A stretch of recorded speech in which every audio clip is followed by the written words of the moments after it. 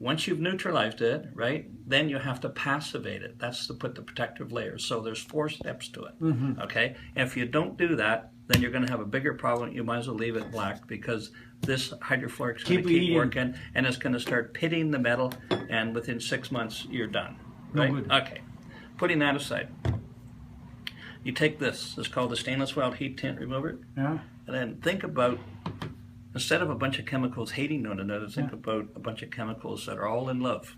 Okay, these are all chemicals that don't know nothing other than what their job is. Okay, so there's a reservoir of, they call them chelation or Pac-Men. Okay, these little Pac-Men, you know the game Pac-Man, right? Okay, so you have a huge reservoir of millions of little Pac-Men. They're called chromium oxide consumers. Okay, so what happens is when you put this on the weld area here, okay, and that's black, right? Okay, all of a sudden these chromium Pac-Men, oxide removers, what they do is they go in there and they start consuming. Okay, once all of the black is off and there's no more black, they don't know what to do, so they do nothing. So they sit there with these little particles held in a, they hold it in their little grip, so they don't release it. So there's millions of particles held, right? Then what happens is there's a bunch of other chemicals in there that don't like free iron. Nickel or iron that's left on there, right? So they come out and they go, my turn, and they go in and they start grabbing the free iron, and they all sit there. When everything's done, they sit there, right? And then when that's done, the nitric acid that's in here, 9%, goes, my turn. And it goes, okay. Then it lays a nice passivation blanket down in there to protect it from corrosion. When it's done, nothing happens until you decide to do something with it. In other words, if you didn't take it off, no big deal. If you take it off, you can take it off the next day, the next week. You can take it off with a rag, with a little bit of water. You can wash it off with, if you wash it off with a, wipe it off with a wet rag, you can throw the rag in the garbage because it's not deemed hazardous in the landfill. If you wash this off, once you put this on, and it's contaminated with chrome 3 and chrome 6, okay, it's not our stuff that's toxic, it's the chrome 3 and the chrome 6. They don't want that into the water system. Okay, so when they wash this off with water, it has to be collected into a sump area, right? Our stuff, as soon as you hit it with water, done. It's self-neutralizing, okay? No toxic. Fully biodegradable, self-neutralizing, so you don't need to neutralize it at all.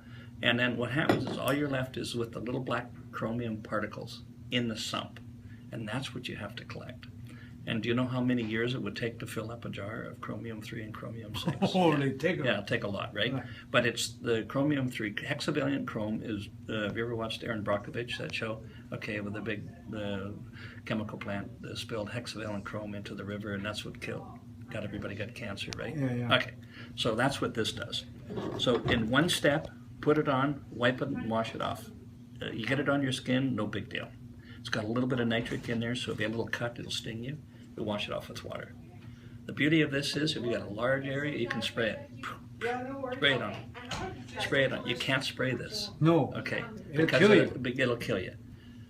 This acid, just so you know, a little chemistry lesson.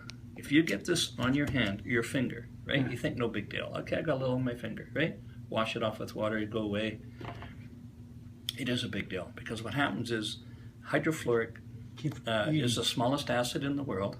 So what happens is it penetrates into the pores, goes in, and it's sucked in like a magnet to your bones, because it wants to go after calcium. Yeah. Okay, once it's attached to your bones, it starts consuming calcium slowly, but all of a sudden, a year later, your finger hurts.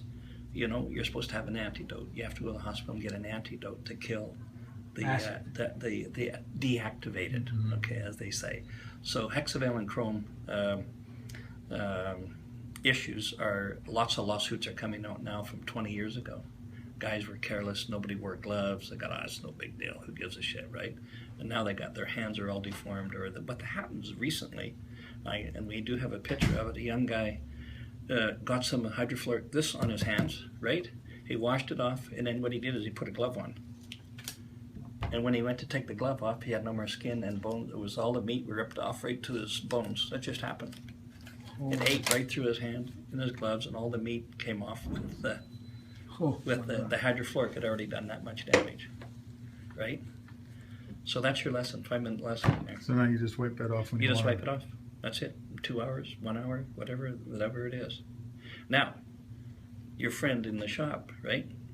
I always say this. We do lots of presentations to the Welding Institute, and we talk to. Nobody's doing it proper. There isn't. You can go. I've been to all the fab shops in there. They're using this. They're not neutralizing. They're not taking it off on time. They're losing weight. They're pickling, but they're not passing. And the nice thing about Shane is he won't even use that now. Oh no, because he understands the dangers of it. Most shops don't understand the dangers. Okay, they think, oh my gosh, it's no big deal. I've been doing this for 30 years. Okay, so what I reminded one of the CEOs at a big fab company, said, oh no, we just put that shit on there. It's no big deal. We never had a complaint. I said, okay, let me tell you a little story. He goes, oh, what's the story? I said, okay, you own this company, right? I said, little Johnny comes out of school, right? He's a smart kid, right? He's going to be a lawyer. Yeah. Okay, he works for you for 2 months. And the shop foreman says, Johnny, you go down into the pickling and passivation bin, you got to start at the bottom. You don't tell him how dangerous this is. He doesn't read because you don't give him the MSD. He doesn't understand MSDS. He doesn't know anything. You just say, hey, take this shit and go apply it, right? So little Johnny gets a bunch on his hands. He just washes it off. And then all of a sudden, he goes to school. 7 years later, he comes out. He's got issues. He's got bones or hands are hurting. He goes in, he does some blood tests and go, jeepers, did you ever, you got the hydrofluoric burns. Did you ever, your bones are being eaten away. Did you ever work at a fabrication shop? Guess what? The 1-800 mesothelioma becomes 1-800 lawsuit. You're part of the list, right?